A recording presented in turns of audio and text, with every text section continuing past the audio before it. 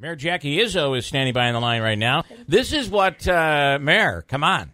This is what. Good morning. This is what we need is people, everybody getting into the mix, and even a poet could become a legislator in Oneida County. Fantastic. Okay. So, Mayor, I do want to talk about the councilman in the city of Rome, Louis DiMarco, and obviously it was announced yesterday what came down. It looked like it was unemployment. I spoke to somebody yesterday, and I'd like your take on this. It said this was an innocent mistake, and the state went after as if it was something that was done intentionally. He just did not think to include his $10,000 salary with the council. What's your take on it? What are your thoughts? Well, Bill, it's kind of a sobering moment. People make mistakes, and I think they are, one mistake crucifies you. I don't know the circumstances. I only know what we've read. I know Lou is a good person. I don't believe that he would deliberately defraud the system, as the Attorney General pointed out, but it did happen, and he has stepped up. He's accepted the responsibility. He's paid back the money. He had to resign his council seat, and I think that his life has to go on. I don't know no one knows all the circumstances surrounding anything, and a lot of times what happens in these situations is you get a lot of rumors and innuendo that end up, everybody's got a story. Yeah. So I think that I've spoken to Lou, and he is very remorseful, and he accepts full responsibility. He's not shying away from that. Yeah. So I think that you've got to commend him for that. You mentioned Bill, you mentioned the comments by the Attorney General. I'm looking here. The OD has a quote here.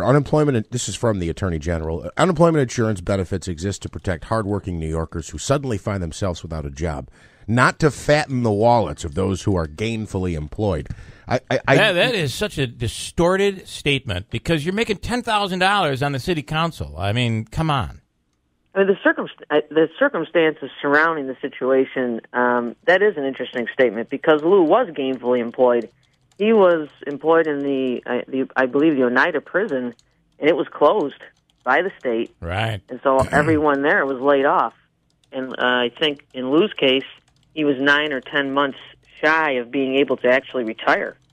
So he did not have a job, and he either had to go on unemployment or find another job until he could retire. Why isn't there an opportunity here that, and by the way, from what I'm also told, is that he didn't know that he did this, and when he discovered that what he did was wrong, he asked to be able to pay the money back. They would not allow it. They wanted charges. Schneiderman wanted a news story here. Yes, I thought it was interesting. The way that the actual story broke yesterday was through a press release through the Attorney General's office. To be honest with you, I didn't even know that he had been over in court. We started getting phone calls from the media because of the press release. Yeah. Wow. Well, it is, but they make it look like he's some fat cat that's, he's making this big 6-figure salary and he's trying to collect and add a little more from unemployment. That's just crazy. So, well, listen, ultimately, ignorance is no defense, but, a little tolerance from the state might be useful at times, I would think here. Yes, and, I don't know how it escalated to the Attorney General. Obviously, there are administrative actions you can take in unemployment, and Lou did immediately step up to pay the restitution, the money back. Yeah. So that's awesome. I've learned that there are usually 2 sides, but normally 3 to any story. Every time I have you on, you have to say deja that. vu all over again, Mayor. It is, and there's always something. Somewhere we meet in the middle. And how about that picture I was talking about earlier this morning? The picture in yesterday's Rome Sentinel. The photographer from the Rome Sentinel was actually there, perfect timing when that storm hit at Sylvan Beach, and watching. Oh, I know it. Holy cow! What a photo that is.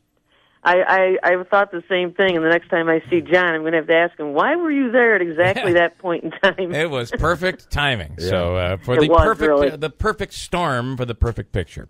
All right, Mayor, thanks so much. We appreciate it. By the way, you will be appointing somebody to fill his the rest of his term?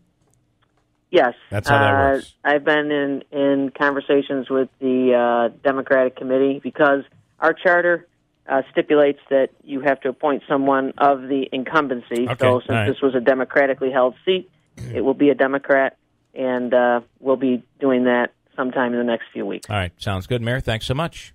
Okay. Good morning. Have a great morning. You too. Thanks. Okay.